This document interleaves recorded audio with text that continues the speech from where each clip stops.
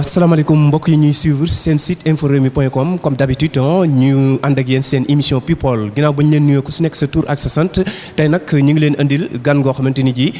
gan la ci biir gan yi te yaakaar naa ni kenn du ko présenté au niveau national même au niveau international kooku di kan muy le doyen Abdoulaye Diaw ñu xam ko ci milieu de la presse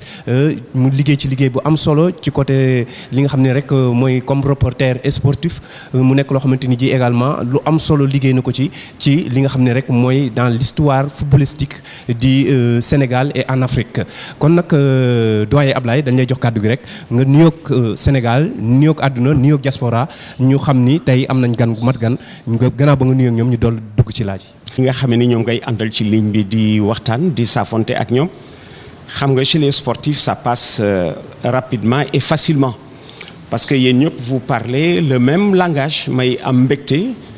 di jotaay ak ñoom parce que xam nga c'est un vaste chantier boo xam ne liggéey bi du jeex toujours dafa am rek fooy jëlee ba fi ngay daaneele léeg-léeg sax fi ngay daaneele fale keneen di jëlee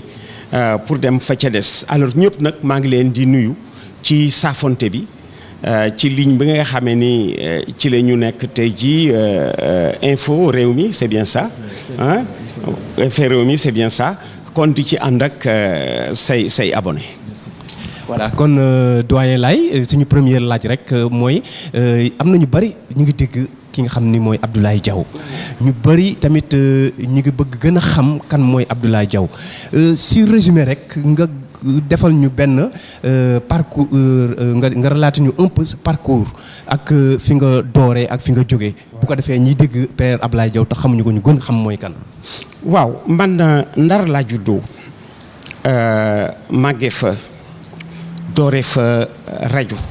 à rajo Saint-Louis même exactement en 1965 toujours su ma koy évoqué danaa nuyu sama ay mag yu ma fa fekk ba nga xamee ni dem naa fa en 1965 fa la fekk Ahmed Bachir Kounta mi ñu ñàkk bu yàggul te mu nekk ci man modèle ak sama mag ju baax jooju ca Ndar di fa également royukaay Alioune Badara Diagne Golbert Saint-Louis nag yàgguma fa trop fa laa juddoo fa laa dooree rajo ba yàgguma fa trop benn at laa fa def 65 66 en 66 je me suis retrouvé à Dakar c'était la volonté à l'époque du directeur de Radio Sénégal de l'époque il avait des raisons de me faire venir à Dakar en 1966 mu def Dakar 2 ans de 66 à 68 Ablaye Diack di démarrer rajo Kaolack yóbbu ma à Kaolack fa laa def 7 ans laa fa def 1968 ba 1975 voilà d'ailleurs comment ñu ci bare dañ ma ràññee comme étant un Kaolackois je le suis de cœur je suis Saint-Louisien de naissance et Kaolackois de cœur parce que fa la ma Sénégal ràññee fa la gën a soobu comme on dit ci liggéey bi de 68 à 75 à 75 je me souviens le ministre de l'information de l'époque Ousmane Camara est venu en visite à Radio Kaolack et qui m'a dit Ablaye je vais te réaffecter à Dakar c'est sur la volonté de pas mal d'auditeurs de Radio Sénégal qui t'écoutent tous les dimanches depuis Kaolack et qui souhaitent que tu reviennes à Dakar parce que moom dafa def noonu j'étais Kaolackois moom bi may wax loolu c'était comme pour me proposer de remonter sur Dakar mais je lui dis monsieur le ministre fa laa jógee woon kon suñ ma fooree delloo dama fay dellu 75 68 75 en 75 nag ma dellu si à Dakar depuis fi la nekk ba ni ma tàggoo rajo Sénégal malheureusement je dis malheureusement ni ma tàggoo rajo Sénégal parce que c'est une maison qui m'a réalisé rajo Sénégal c'est une école c'est un vaste chantier j'ai souvent dit que rajo Sénégal ci journaliste dafa mel na que Miami ci musicien waaw ku fa jaar jàng rajo Sénégal moo ma réalisé ba tax na j'ai regretté de l'avoir quitté là aussi doon sama volonté question de force majeure la woon ma quitté rajo Sénégal en 2002 ba léegi je suis avec Youssou Ndour et là aussi si j'ai regretté rajo Sénégal je me dois de préciser qu'avec Youssou Ndour je vis les plus grands moments de ma carrière de journaliste su ma ne woon dans mon vécu ku ma ne woon dans mon vécu fan la profession bi gën a neex ci man ma ne leen depuis bi ma àndeek Youssou Ndour waaw c'est quelqu'un qui a les coudées franches Youssou Ndour qui est ambitieux am yéene bi mu am ci boppam la am ci ñëpp moo tax gis nga këram gi day gën di yokku rek les meilleurs moments yi ma passé ci profession bi je les ai passés avec Youssou Ndour may ànd ak moom ba léegi di souhaiter ànd bi di perdurer je le souhaite et j'ai quitté Radio Sénégal je l'ai dit c'était pas ma volonté j'ai même été rappelé par Radio Sénégal m'avait rappelé pour que je revienne. Pouvez-vous revenir un peu sur les raisons de votre départ à la RTS? Parce que moi, j'en sais, mais ceux qui nous suivent ne savent pas ce qui s'est passé réellement. Moi, j'en sais quelque chose. Waaw, très bien. Ndiéguène. Alors, sama départ de la RTS. Si vous vous souvenez, bi Sénégal di def Coupe d'Afrique des Nations en 2002, di finale ak Cameroun. Booba maa nga encore RTS en 2002 di finale ak Cameroun maa nga encore RTS commentaire bi nga doon dégg ci man reportage bi nga doon dégg ci man demuma woon Bamako maa ngi ko doon commenter Afrique du Sud parce que la chaîne sud-africaine moo gagné woon les droits confiez-moi xam nga soo gagné droit quand une télévision gagne les droits ci événement bu mel noonu dafay jël 3 langues arabe anglais français portugais 4 dafay jël 4 langues alors nous étions 3 yu jóge woon des pays francophones il y avait un Ivoirien un Gabonais et moi ñu def CAN bi à partir de Johannesburg le match qui se joue à Bamako, vous avez les images en studio et le son du stade. Comme vous le faites à RFM. Voilà. Vous avez les images en studio et le son international. Le son que nous avions en studio, dans le studio de la télévision sud-africaine, venait de Bamako. Exactement, c'est la même configuration que pour ñu nekk en place. Alors fa lañ defee CAN bi ba mu jeex bi mu jeexee ñu war ñibbisi ñu ni ñu vous reviendrez à la Coupe du Monde man ñu ni ma tu vas revenir à la Coupe du Monde xam nga 2002 c'était à la fois une année de Coupe d'Afrique des Nations et de Coupe du Monde Coupe d'Afrique des Nations bi je crois c'était mars Coupe du Monde bi c'était juin juillet. Alors ñu ne ma tu vas revenir à la Coupe du Monde donc dans 3 à 4 mois bi ma ñëwee ma def relation écrite au DG de la RTS d'alors defal ko relation écrite comment on a travaillé et les propositions de la télévision sud-africaine de me faire revenir à la Coupe du Monde bon ñu toog di nekk may nekk curieusement xaalis bi ñu war fay yéex ma daal di rappeler mes collègues le Gabonais et l'Ivoirien avec qui j'ai travaillé ils m'ont dit mais Abdoulaye cet argent-là ñun quand on est rentré de Johannesburg on a trouvé l'argent dans notre compte ñoom dañ jógee Afrique du Sud fekk xaalis bi ñu leen war fay ci seen compte man sama xaalis direction RTS jël ko xaalis bi ñu war a fay dañ ko laaj jël ko personnellement ñoom dañ ko laaj jël ko ma toog di nekk ça ne vient pas ba à la veille de la Coupe du Monde un vendredi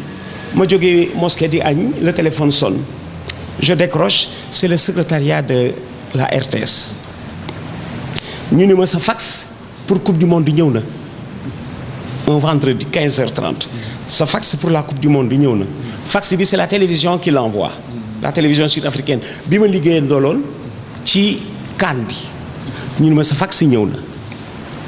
fax boobu xam nga pour lan la ci laay defi visa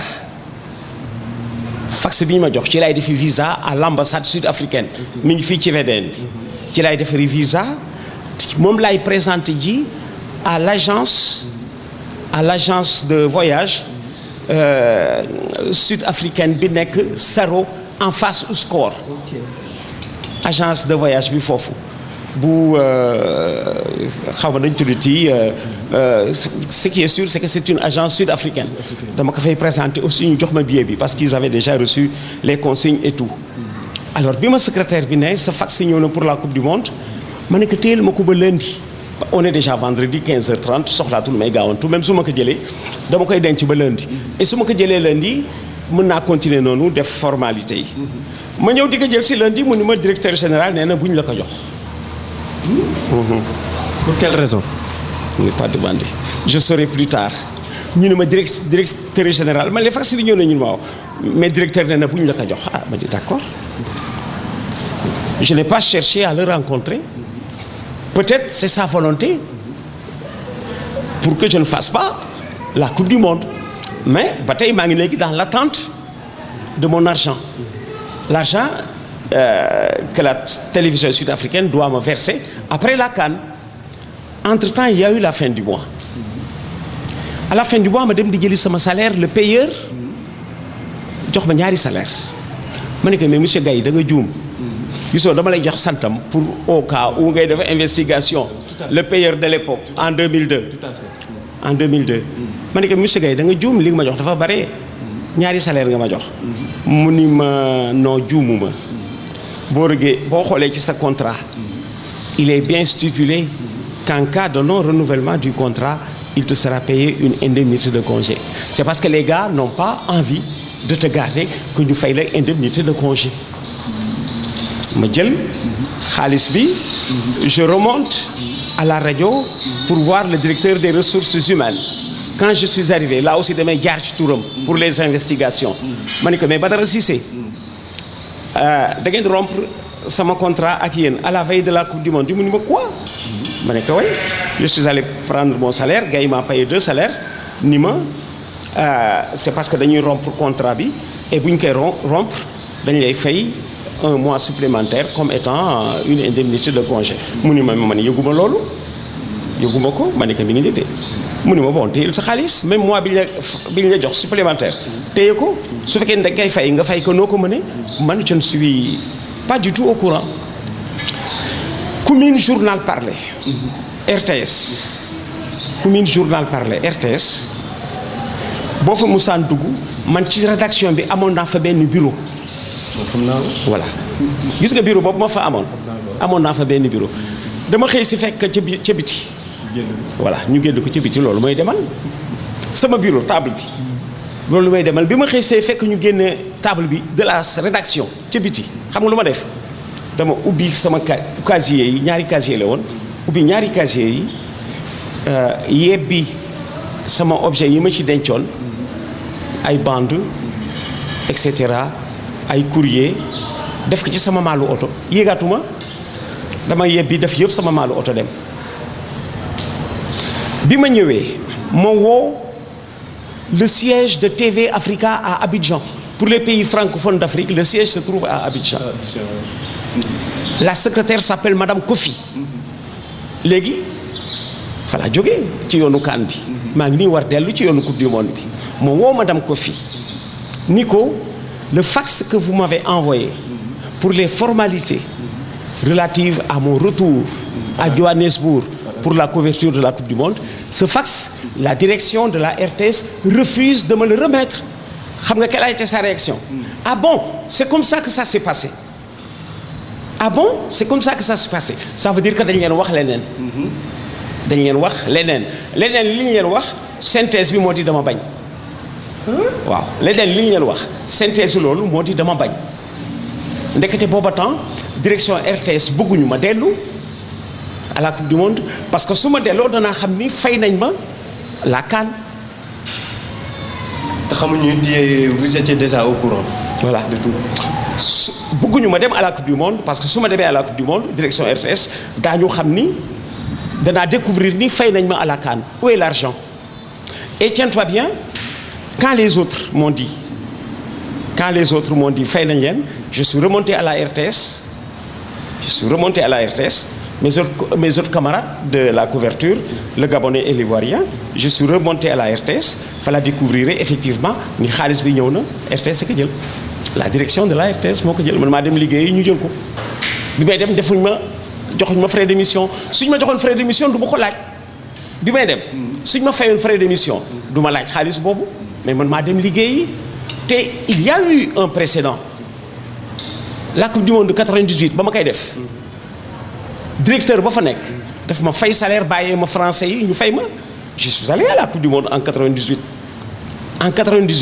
directeur ba fa nekk bàyyee na ma sama salaire ma dem français yi fay ma bi ma français yi fayee en 98 la coupe du monde ils m'ont dit tu reviendras pour les Jeux olympiques de Sydney en 2000 ma dem le même directeur m'a laissé mon salaire les Français m'ont payé mes piges des Jeux olympiques après moom moo dem après ce directeur là dafa dem le directeur avec qui j'ai fait la coupe du monde 98 et les Jeux olympiques 2002 mu bàyyee ma français yi ñu fay ma dafa dem keneen kii ñëw mu jël xaalis bi. Quel était le directeur? Ah ça kooku nag moom à toi ci say investigation de voir ku doon directeur u RTS directeur général u RTS non 98 kan nga ma laaj 98 wala 2000 ak 2000 98 ak 2000 comme lu baax la def man xam naa moom gis nga 98 ak 2000 parce que man bëgg naa di wax ci nit ki bu fekkee ne lu baax la def gis nga ki def lu baax ci man bëgg naa di ko tudd. tout à fait 98 ak 2000 Gila Thiam ci élégance am moo doon directeur général. tout à fait Gila Thiam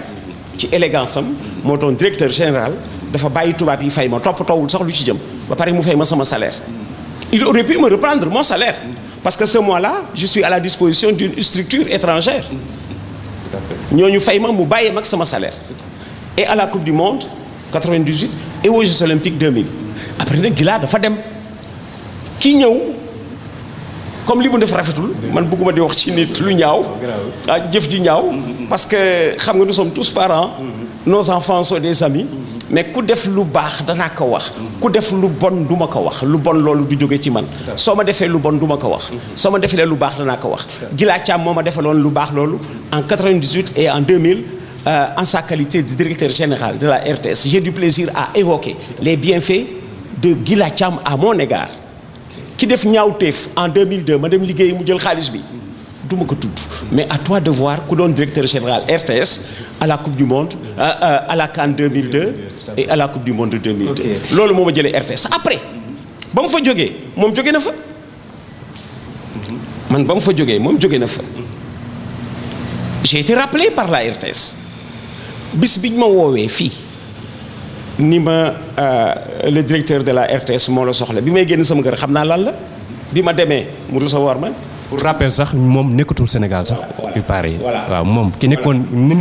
ñi nañu def seen suspense. très bien voilà moom mi nekkoon directeur 2002 à l'époque nekkatul sax biir Sénégal. pour ñu bañ a xam ni keneen la daal. voilà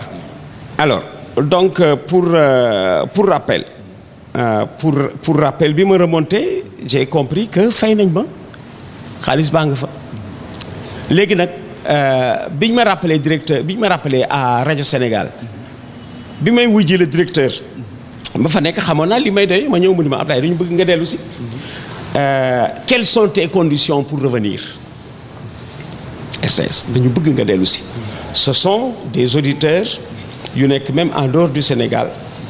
qui souhaitent que tu reviennes parce que yëg nañ ni yaa ngi ci beneen rajo buñ dul dégg ils souhaitent que tu reviennes man leen dans notre profession il faut jamais dire jamais mais pour le moment par amitié à Youssou Ndour je ne peux pas quitter tant que Youssou voudra de moi damay des ak moom parce que Youssou Ndour entre RTS et Youssou Ndour entre RTS et la radio de Youssou Ndour j'ai fait une semaine son ami Adama Sow bi mu yëgee ni je suis parti de la RTS c'était pas ma volonté c'était la volonté du directeur d'alors de l'époque daf ko wax Youssou me reçoit dans la semaine voilà ma ñëw booba temps rajo bi thématique la Sport FM avant RFM Sport FM bi ma ñëwee Ndeye Doom laa fa fekk directrice Youssou m'a dit je n'ai pas commencé par toi Youssou mu ne ma je n'ai pas commencé par toi parce que defoon naa mënuma la am defoon naa ni je ne pouvais pas t'enlever de la RTS moo tax je n'ai pas commencé par toi kër gaa ngoog encadreur xale yi plus tard je deviendrai directeur de Sport FM ba Sport FM di passé tey jii RFM voilà noppi naa ko 10 ans loolu gis nga li ma laaj nii noppi naa ko 10 ans pour sang